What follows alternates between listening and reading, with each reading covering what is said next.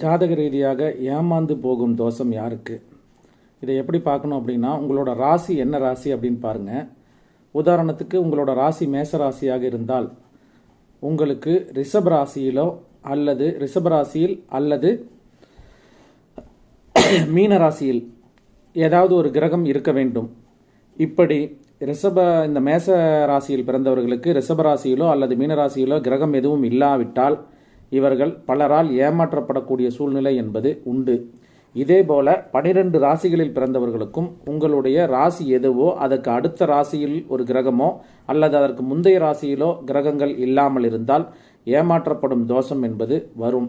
எனவே அந்த தோஷம் நீங்குவதற்காக வரக்கூடிய 19/2/2024 திங்கட்கிழமை அன்று பெருமாள் ஆலயம் சென்று அவல் பொரி பாயாசம் வைத்து தானம் கொடுங்கள். அந்த தோஷம் நீங்கும்.